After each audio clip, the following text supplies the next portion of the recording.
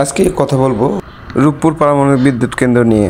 বাংলাদেশের পাবনা জেলার ঈশ্বরদী রূপপুরে নির্মাণাধীন একটি পারমাণবিক বিদ্যুৎ কেন্দ্র। এটি বাংলাদেশ সরকারের গুরুত্বপূর্ণ মেগা প্রকল্প। এই বিদ্যুৎ কেন্দ্রটি থেকে 2400 মেগাওয়াট বিদ্যুৎ উৎপাদনের লক্ষ্যমাত্রা নির্ধারণ করা হয়েছে। রাশিয়ার কারিগরি ও আর্থিক সহায়তায় এই প্রকল্পটি বাস্তবায়িত হচ্ছে।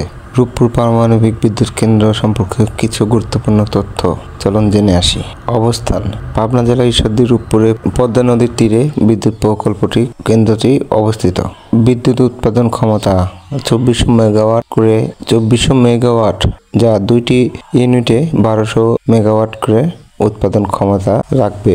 নির্মাণাধীন সংস্থা: রসাটম, রাশিয়ার রাষ্ট্রীয় পারমাণবিক শক্তি কর্পোরেশন। উদ্দেশ্য: দেশের ক্রমবর্ধমান বিদ্যুৎ চাহিদা পূরণ করা এবং জাতীয় অর্থনীতিতে অবদান রাখা। গুরুত্ব: এটি বাংলাদেশের প্রথম পারমাণবিক বিদ্যুৎ কেন্দ্র এবং দক্ষিণ এশিয়ার দ্বিতীয় পারমাণবিক বিদ্যুৎ কেন্দ্র।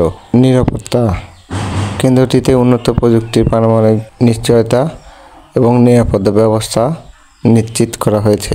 রূপপুর পারমাণবিক বিদ্যুৎ কেন্দ্র প্রকল্পের কাজ 2023 সালের মধ্যে শেষ হওয়ার কথা থাকলেও কিছু কারণে সময় বৃদ্ধি করা হয়েছে। বর্তমানে এটি 2025 সালের শেষে হওয়ার কথা রয়েছে। এই কেন্দ্রটি চালু হলে এটি বাংলাদেশের বিদ্যুৎ উৎপাদন ব্যবস্থা একটি নতুন দিগন্ত উন্মোচন করবে।